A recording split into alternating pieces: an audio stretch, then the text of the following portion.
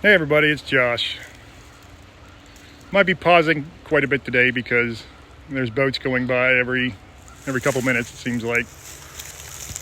I wanted to do a video on relationships. I want to make it clear first that I am no expert on relationships. You can ask my wife. I have made so many mistakes over the years, done so many things wrong. And really, I don't know if, I was talking to my wife about this morning. I don't know if we would have lasted if it wouldn't have been for God saving me. Because we were both deeply unhappy people. And I think what probably would have happened was we would have lasted, we would have stayed together, and, at the very least for the kids, or, we do love each other. We've always loved each other. That's not the problem. That rarely is the problem. It's usually something outward or inward that eats at you, and you find that you're just toxic for each other. But before God saved me, I had to move behind a big tree. Hopefully this will block some of the boat sound a little bit. But before God saved me, I was a mess. In every aspect. And of course, that translates to relationships. Because relationships we all need them. We all desire them. We don't all need them. There are people who are fine being alone and want to be alone, but that's only to a certain extent. You still need connection. If you don't believe me, go try sitting in an isolation tank. Or not an isolation tank, but sitting in isolation.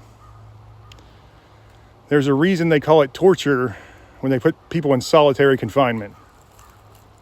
That's because we need connection with others. It can be on such simple levels. It really can. That can get you by. But without a connection to others, there's very, very few people who can gather the strength and the hope just straight from God. I really do think that obviously we need to be together because we need to multiply, because we need to keep, from evolutionary standpoint, we need to have babies, we need to spread, make the population strengthened, make it bigger. But I think there is so much more to it than that. There is deeper, more profound meanings to why we cannot be alone. Alone, I'm talking about having no connection to anyone. And so many of us, especially men, like to think, oh, I can do it alone. I can be out in the woods doing nothing but myself. And some of you can. Some of you can.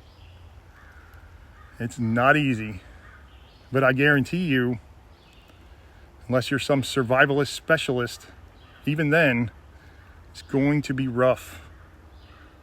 First of all, you're going to need tools and supplies made by other people, unless you're going to go smelt your own axe and your own tools, and then build a shelter from scratch. And we all need other people. We all, if not, we'd be completely lost. I remember hearing a story long ago about a girl that was raised by wolves or something, or by, it was some kind of wild animal that she was raised by. And I don't think the story was true, but it was very interesting. But they found this girl, and she'd probably been alone for a very long time, and she didn't know, English or any language, or she just knew basically how to survive on her instincts. But she found a community with animals. We'll assume the story is true. So I want to say I saw it in like a historical site somewhere in Pennsylvania or something. But she survived on instincts and seeing what the animals did to find their food and what they did to survive, and still you need community. So she had a community of animals instead of people. But anyway, that's aside from the point. So my point is that we need people. We need each other. But we are also toxic to each other. If you've heard the saying, when you point your finger at someone, you have 3 fingers pointing back at you. That's absolutely true. I look at the man I was before God saved me. I was pathetic. I was spiteful. I pitied myself. I felt I did have that love and goodwill towards other people for the most part. I projected it, at least. When I was a child, I was always the joker. And that gave me purpose. It really did. Making people smile, making people laugh, especially when they were feeling sad or depressed. That was so fulfilling to me. But I would go home at night some nights, and I would just sit there, and sometimes tears would just stream down my eyes, and I was like, what the hell is wrong with me? Obviously it's some sort of manic depression or some feeling, but it really was the fact that I was doing so much for others, but I still didn't love myself. Well, I still didn't understand that. And I didn't have anyone who loved me or that cared for me. I did have my friends, and that my friends were great. But we all just mainly used each other for going out and partying and having a good time and forgetting how depressed we were. We weren't brothers like brothers should be. Now, don't get me wrong. So many of my friends, just amazing people. I mean, when times were tough, they did their best to be there for me. I pushed them away mostly. When I had my disability, I didn't want anyone around me because I didn't want to drag anyone down. I was so used to being the one who lifted others up, and I didn't want to be that anchor on anyone. And I saw in real time over the course of 13 years almost, how I was dragging my wife down. And that gave me such horrible depression. And then we decided to have children. And we both thought that would bring fulfillment to our lives. But I was sick as a dog trying to decide whether we should even try to have children. First of all, it was a miracle we even did, because the doctors were pretty sure that I wouldn't be able to have children after some of the medication I was on and some of the treatments I was on just for my pain was just, killing my ability to have kids. But when I saw my children's face for the first time, it was the power and the love that I've never known. I think Dave Chappelle said something like, having children did so much for me. It increased my capacity to love beyond the point that I ever thought possible. Something along those lines. And for me, that's exactly what it did too. But again, I don't know if I said this before in the last one, but I'd always loved my wife. Love wasn't the problem. I had plenty of love for my children, plenty of it. I would gladly have given my life for my children. I still would at any point. But love is not enough. You have to have your purpose. You have to have your divine purpose that God shows you. We all have it. And God isn't going to show you the same way He showed me. He isn't going to show you the same way He shows someone else. He might not even know that it's God showing you. He might just know that you're not maybe you're not a spiritual, like more mystically spiritual person like I or some of you might be. And you see it in a more traditional way. And He shows you the light through lessons and through stories and through, parables and artwork. So many different ways God can speak to us. They're having fun out of that water today. But we have to have more than that love. Well, let's put it this way. The love can get you by, but when it comes to the daily grind of life and the trauma and the struggles that come up, you're going to need that purpose. You're going to need that hope, the thing that inspires hope. And love can inspire hope in many cases. Absolutely. And while that love is true love, especially, the love I felt for my girls, the first time I said, there was no truer love than that. I didn't love myself. So I was not loving them to the extent that I should have been loving them. Because I saw myself as, again, an anchor pulling everyone around me down, pulling everyone I love down. And this was one of the problems why I at first was so hesitant to have children. Not having them after a disability isn't easy either, but I needed them to understand that,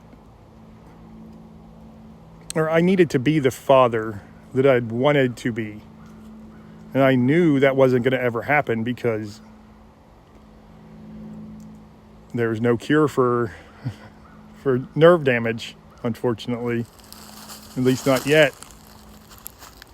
So I gave up hope that I was going to be the type of father that I was going to be, that I wanted to be. So I tried to think of a different way to guide them. And eventually I just said, well, I guess love is going to have to be enough. Love for them is going to have to be enough because I don't have anything else to give them. And maybe when I die, I would have been a disappointment.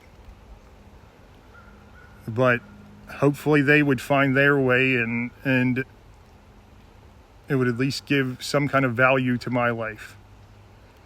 And how sad is that to put that on my children? I think so many of us do that.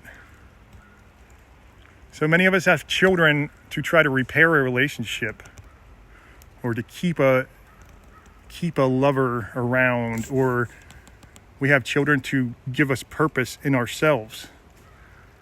Our purpose is now being a parent, and there's nothing wrong with that. But that cannot be your only purpose. It can't be. You have to, as I said, love yourself, because if you don't, you're putting all that expectation on your children. And I think I heard it a long time ago somewhere. It might have even been on like something like Dr. Phil or something, about how when you do things like that, you're giving your children a job before they're even born. And that is just wrong. You're here for your children, to be support for your children. Here's something creeping back there. You're here for your children. You're here for your partner. You're here for others. But you're also here for your own purpose. And if you don't seek that out, and if you don't learn that, you're going to be toxic to whoever you're with. And now, you're going to feel worthy or you're going to feel like, let's say you've got an unhappy situation where two people just keep dragging each other down, right? And this is similar to me, because I would drag my wife down with my problems and pain, and she would drag me down. And it would just keep on being the same thing over and over until really we were just suffocating. And I did not know what else to do. I went out into the woods and started, for my exercise, but also for escape too. Because I knew I could escape by doing something like drugs, and I didn't want to do that. I did not want to do that. Because that would just make me a bigger, heavier anchor pulling my kids and my wife down. So I said, I'm going to escape the healthiest way I can think of. Getting exercise, giving myself little purposes. Like I said, when I found, rocks and gems that give me purpose. And I just decided that is going to be my escape, my oasis from the desert of hell that I was in.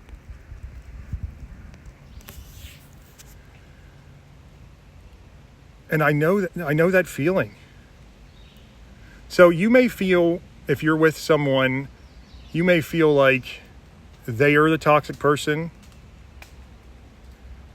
And most likely you feel like you were unworthy. So you're not sure what to do. You're like two pieces of a puzzle that just don't seem to fit together. That doesn't mean you're never going to fit together. That means that you just need to do what you should have done in the first place and what the whole point of your life is for. You have to learn to love yourself. Because nothing good will happen until you do. It opens up the world to you. And it really does go hand in hand with finding a relationship with God. Because there is, and I believe it is I'm not sure which gospel it was from, and I believe it was one that was taken out of the Bible. But it was something about how when you finally know yourself completely, you begin to know God. Because we are divine creations. I believe our souls are divine beings. The controllers of this physical body that we have. Or at least the one along for the ride, for the experience. They're divine beings, not in that they are God themselves. They are obviously, just like everything else, a piece of God, an essence of God. But they are an essence of the spiritual consciousness of God, which is much, much more than, say, a stone or some sort of even this physical body. This physical body houses our consciousness, but it is not our consciousness. Our consciousness is not on this plane of existence. It probably exists in like a spiritual type plane. And through that, it is or can be connected to God. Now, obviously, that's not what this video is about, but for me, I searched high and low for ways to connect with God and just different explanations and feelings about it. And many religions and philosophies and spiritualities brought me more in touch with the spiritual realm, but I already had known the spiritual realm. I sensed it. Some people can sense that spiritual realm from the time they're a child. You just get used to it. Maybe you think it's a delusion sometimes, and maybe sometimes it is a delusion. So you never really do know, because it's so similar, because that's where delusion and spirituality both live there, inside the consciousness. But for me, I found that Christ and the teachings of Christ were that connection from the spiritual to the divine, that stairway to heaven, that Jacob's ladder, that tunnel straight to God. But let's get back to relationships, okay? Now, loving yourself and God are, if you can get to that place, you can make almost any relationship work, unless the other person is just not on the same frequency as you. And there's nothing wrong with that. That doesn't mean they're a bad or toxic person. And I've said, and I think I've even said it in other videos, that dealing with toxic people is, and how to deal with toxic people in your life. And I don't mean that they are toxic, like as a human being. I mean they are toxic to you. It's like putting, two chemicals together. The chemicals themselves may not be toxic, but as soon as you put them, how about baking soda and vinegar? So one of you in the relationship might be baking soda and one of you might be vinegar. And you're fine on your own.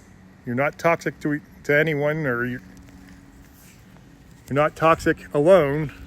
But when you get together, man, that just makes that chemical reaction, and it starts bubbling up, and you got a high school volcano experiment. But they are not toxic as a person. Everyone has their place.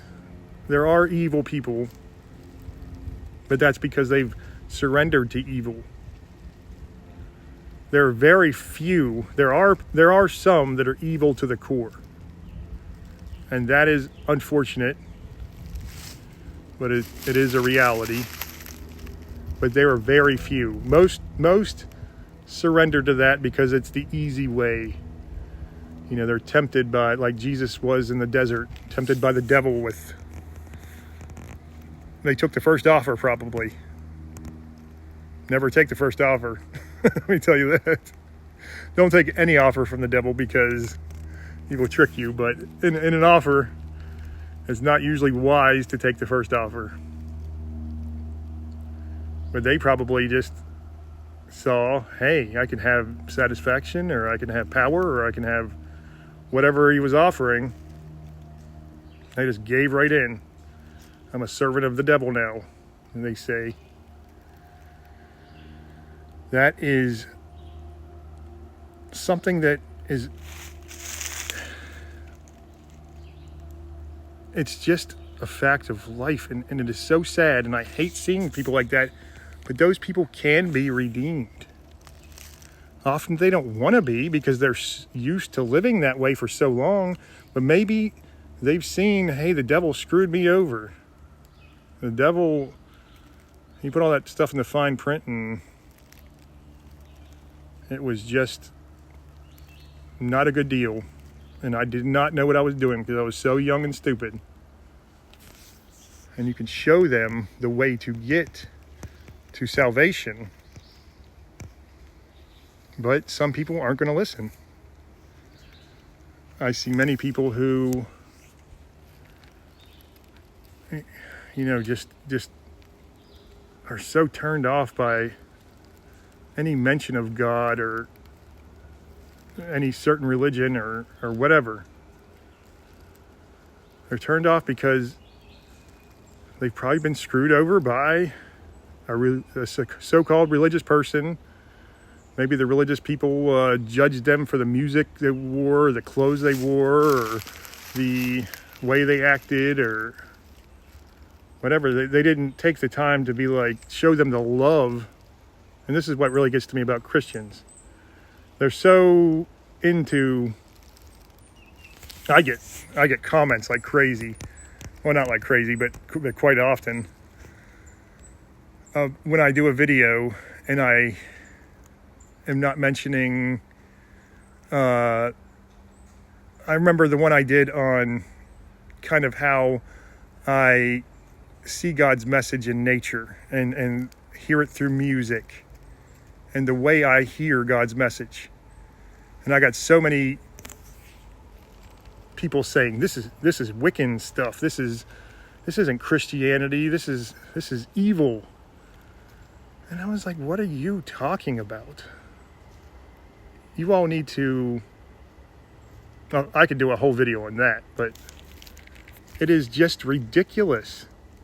And they wonder why Christianity has been under attack for so long. First of all, it's such an easy target because, turn the other cheek is not, and not, if your enemy knows you're going to turn the other cheek, bam, they're going to just take advantage of you left and right.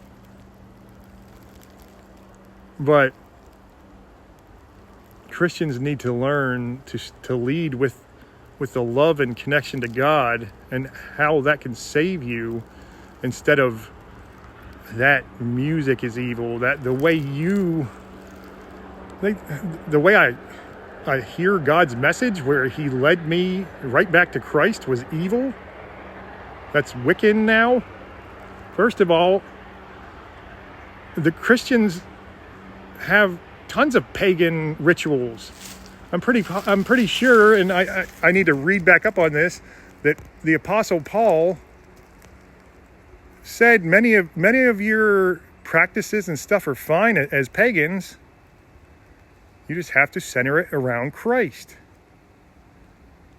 Paul was such an interesting dude. He really was. I mean, I don't know why, but when I got back into Christianity, I've always been a Christian, but when I got back into studying it, he is the one that I've kind of just been drawn to as far as his like the way he taught Christ's message. And of course, his teachings were corrupted too, just like everyone else's. But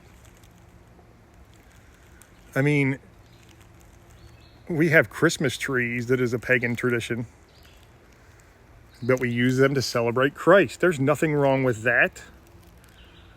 We're not going to hell because our children celebrate and go out and trick-or-treating for Halloween. You need to stop with that stuff. It's ridiculous. Christ does not care if your kids go trick-or-treating and celebrate Halloween. Oh, but anyway, I know it was supposed to be all about relationships, and I just rant about whatever I get onto sometimes, but the point is, you're probably a toxic person, and they're probably a toxic person, because probably neither of you love yourself if you're both miserable. Because if you weren't both miserable, if you found God and you found yourself and you found your path, you're not going to be miserable. You can be in the worst prison imaginable, It wouldn't be fun, but you would not be suffering the way everyone else is suffering, at least. Because that hope is always alive in you once you find yourself and you find God. But you are toxic because you don't have that. You don't have that hope. And maybe we smother each other. Some of us either aren't around enough or we're too needy. And you both have to work on that. You both have to... You can go down this path together. I'm not saying you have to end your relationship with someone who, if you haven't found God and you haven't found that love for yourself, try to do this path together. Now, if they're completely against it and they fight you every step of the way, then maybe, okay, you are the only one who can decide who you should have in your life and who you shouldn't. You're the only one who decides whether you're going to keep taking drugs or drinking or not. You're the only one who decides anything in your life. You are in situations that you never thought you would be, and you don't have any choice over that, but you have a choice of how to respond to them, how to react to them. So just take a look at maybe doing it together. And if it's okay if the relationship has to end. It's okay. It doesn't mean either of you were bad or either of you were unworthy or unredeemable. It just means maybe it's just a temporary break. Maybe it's just something to where you can both heal and you can both get to a place where you can love yourself, and then you'll be ready to give all to your partner. But there's still going to be challenges even after you find God. Trust me. There's never going to be easy. And sometimes you're going to find that things just don't work out. But you're okay with that after you find yourself and you find God. You make peace with that. And I've talked to so many people who felt the same way as me, to where you're so scared that if or when someone leaves you, you'll never find someone again, or you'll just be so alone and you just can't do life without them. Stop it. You can. You are a child of God, and God loves you, and God is always with you. And we're all worthy of love. So find that love. Go find it. There's nothing more important. Find the true love. Then find out what true love is, then spread it to your partner, to your kids, to everyone around you. Okay. I better stop for the day. I'm going to get home and eat. I love you all. You have a great weekend. I'm going to try to do some videos this weekend, but got a lot of stuff to do around the house I've got to catch up on. And I've been feeling down, so you got to do what you got to do, I'm going to try to fit some in there, but if I don't talk to you again, you have a great weekend, and we'll talk to you soon. God bless.